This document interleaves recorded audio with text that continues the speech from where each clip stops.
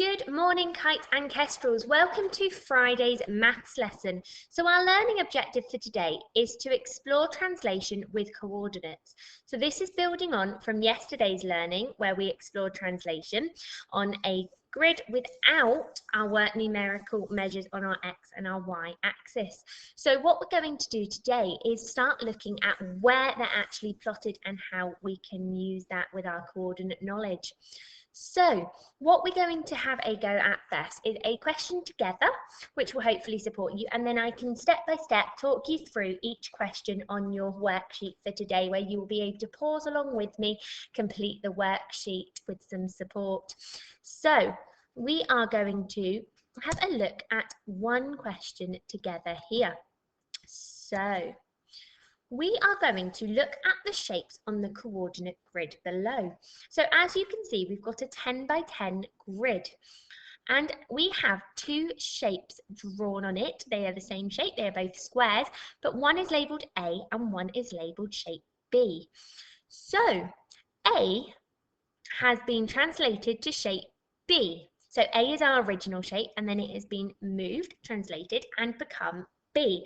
So what we're going to do today is not just look at the translation, but look at what the coordinates were of the original shape and also the coordinates of the newly translated shape. So let's look at shape A. I've told you already that it is a square, so you should already know what the properties of a square are. So we know that a square has 4 vertices, so 4 corners. So we are going to need 4 different coordinates for shape A. And that will answer question 1. What are the coordinates for shape A? So if we have a look, these are the corners, okay? So remember our rule with coordinates where we go along the corridor and up the stairs. So we go along our x-axis, the bottom one that goes across, and up our y-axis, which is got our tail and our y to show it's a vertical line. So we need 4 different coordinates for shape A. So I'd like you to pause the video here and have a go at writing those 4 coordinates, please, for shape A. Brilliant, well done. I'm sure that you were able to find out that actually there are 4 different coordinates. It doesn't matter which order you wrote them down in. I'm going to start with this top corner here. Hopefully you can see the mouse on the screen. And that top left vertex of that square is at 1, 9. So hopefully you remembered that we write our coordinates in brackets. So it would be bracket 1, comma 9 bracket. Fantastic. So hopefully we can find the other 3 now. We know that one. So I'm going to take the bottom left vertex here and it is 1, 7. So I've got 1, 9 and 1, 7 so far. Remember to separate your 2 numbers of your x-axis and your y-axis with a comma, please. I'm going to look at this top right vertex here, which is at 3, 9. So 3, 9. And also my final vertex is at 3, 7. So you should have 1, 7, 1, 9, 3, 9 and 3, 7. So well done if you got those correct. Now I'd like you to have a go at question 2, which is to write the coordinates for shape B.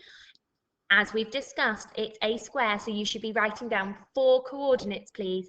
Pause the video here and have a go. Brilliant. I'm sure if you got question 1 correct, you are whizzing through question 2 correctly as well.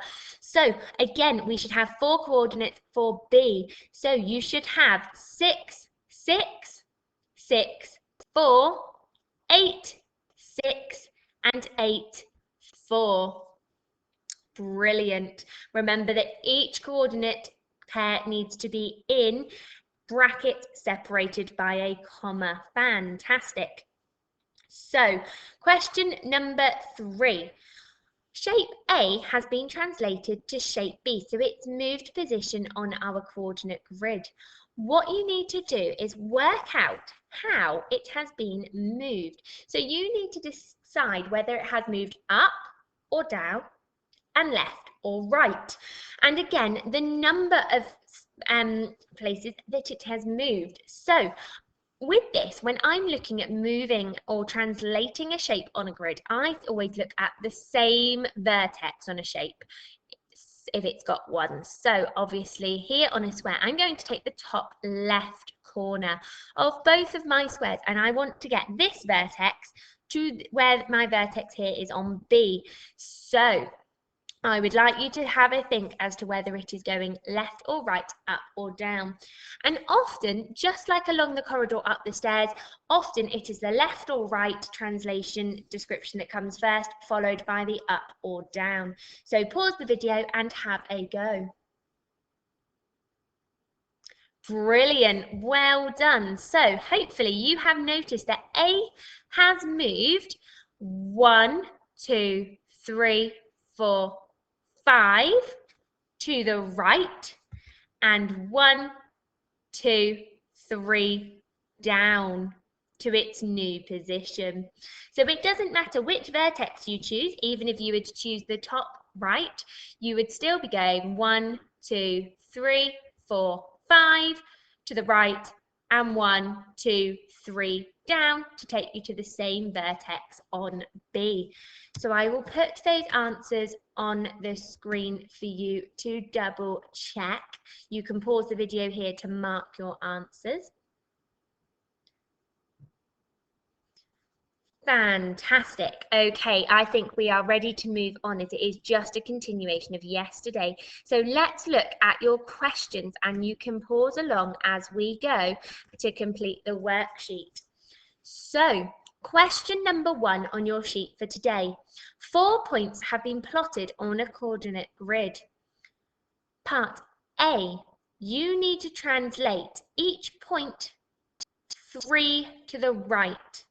And then you need to complete the table to show the coordinates of each point before and after the translation. So if we took point A on our coordinate grid here, and I wanted to translate the coordinate of point A, I will support you with this question. A, you can see, is at 1, 2.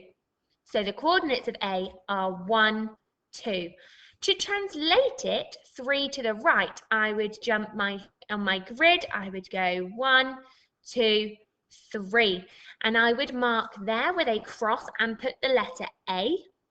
And I would then say that my coordinates for point A, the newly translated shape after it's moved, would be 4, 2.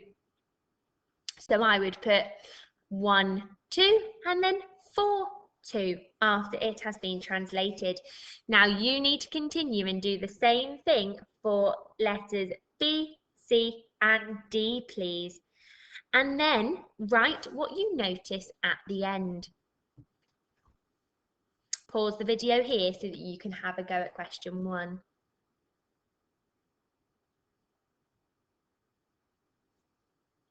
Brilliant. We're ready to move on. Make sure you have noticed and written down the pattern that you found.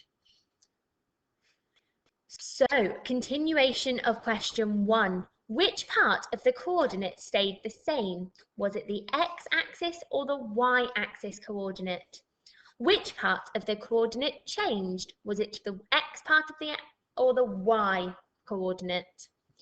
And then part E of the question is point E has the coordinates 12, 4. It is translated 3 to the right. What are the coordinates of the translated point? So this will not be able to be completed on your grid that you've got. You won't be able to plot it because it only goes up to a smaller number. So you will need to think about the pattern that you found in order to get this question correct. Was it the x or the y coordinate that changed last time when it was translated 3 to the right? I'm sure you'll do brilliant at this. So have a go, pause the video here, and then we'll move on. Fantastic, well done. And as always, the answers will be on the website at the end of the day, so you'll be able to check your answers there. So question 2 is very similar to question 1. We've got 4 points that have been plotted on a coordinate grid. We have A, B, C and D. This time though, they are translated going to up. So rather than going left or right, they are going to up. You need to complete the table to show the coordinates of each point before and after the translation. And again, you need to write down what you notice. Pause the video here and have a go.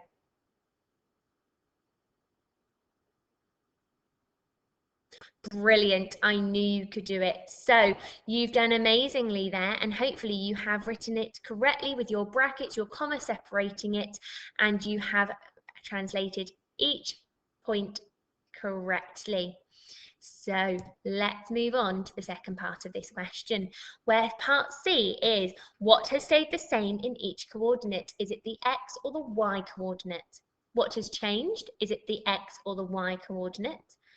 And then part E is point E has the coordinate 12, 4, and it is translated to up.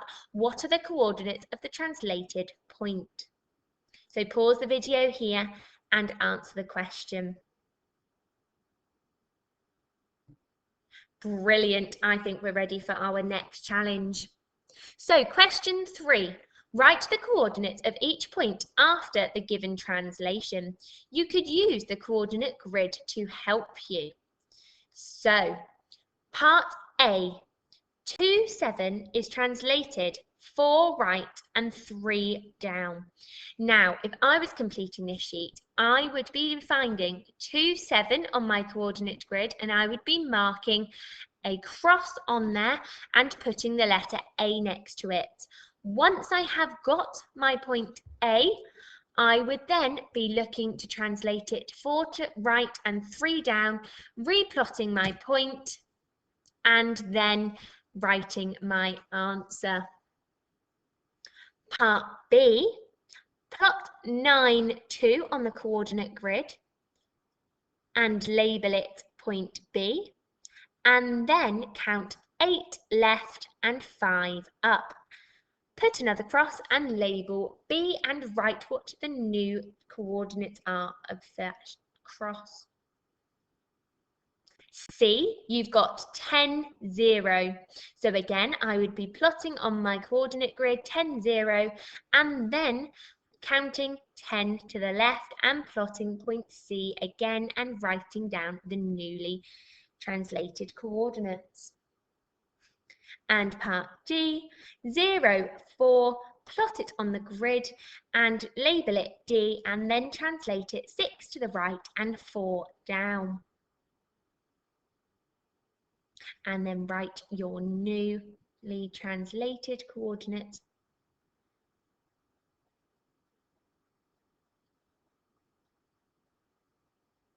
You might have found doing this that it's possible to work it out without drawing the points, because you might just be able to identify that the numbers are moving up or down in either direction, either on the x-axis or the y-axis. So the first number is the x, the second number is the y-axis coordinates. So you might have noticed a pattern and you may not need to continue drawing on the grid. That is absolutely fine. If you need to pause this here so that you can continue with question 3, then do so and then move on with me when you're ready. Brilliant. Question number 4. The coordinates of the vertices of a rectangle are 18, 4, 18, 7, 23, 4 and 23, 7. The rectangle is translated 10 left and 2 down. What are the coordinates of the vertices now? You could draw your own grid to do this, or you could continue using the patterns that we've already identified today to support you with this. Pause the video and complete question 4. Fantastic. Let's complete question 5 together. Point M has the coordinate 12, 19. It is translated 21 right and 9 down. Alex and Amir are working out the coordinates of the translated points. Here are their answers. Alex believes that the newly translated coordinates are 3, 38. Amir thinks that it's 33:10. Who do you agree with? Obviously, you may not have a partner at home to discuss it, but you can have a little think and you can write down your explanation as to why you think it's either Alex or Amir. Remember to use mathematical terminology such as x-axis, y-axis, rather than first or second number, so that your answer is more mathematically correct. Pause the video here to complete question 5. Brilliant. Question 6, we're whizzing through today's maths. Well done. So point X has the coordinates 17, 21. After being translated, it now has the coordinates 11, 35. Describe the translation. So this time you need to describe as to whether this point on a coordinate grid has moved up or down and by what amount, or left or right by what amount. Remember to use your left or right one description first, followed by your up or down, so that you are talking about the x-axis first and then the y-axis. Pause the video here to complete this question. Well done. Let's complete our final question. This is obviously, we know these sheets get more difficult as we go through them, so keep up the resilience with this. So a pentagon, hopefully you know what a pentagon is, but if you don't, a pentagon is a 5-sided shape. So a pentagon has been translated. So a square was a 4-sided shape and had 4 vertices. So a pentagon, you've guessed it, has 5 vertices, so 5 coordinates that would have been plotted. The table shows the coordinates of each vertex before and after the translation, but some of the information is missing. You need to, first of all, complete the table and then describe the translation. So remember that the x-axis is talking about whether something's going to the left or to the right, and the y-axis is talking about whether it's going up or down. So you need to think carefully about that first and second coordinate within those coordinates and figure out how the translation has been. Pause the video here to complete question 7. A massive well done to all of you for completing today's maths. We are super proud of your resilience with this, particularly with your home learning.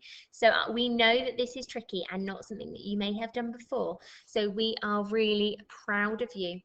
We are wanting you to obviously send in your maths at the end of today. Some pictures would be great to see how you get on. But remember, mark it first and try and make any corrections, because some of them might have just been silly mistakes that you can correct yourself. But do let Miss Martin or I know if you need any additional support with this. I hope you have a brilliant rest of your day, and then obviously, we look forward to seeing you on our individual Zoom calls with you later. Please bring along anything that maybe you find a little bit difficult so we can talk through it. If you haven't quite finished all of the questions, try and go back to them and complete it, okay? I'm sure you'll do an excellent job. We'll see you later. Well done.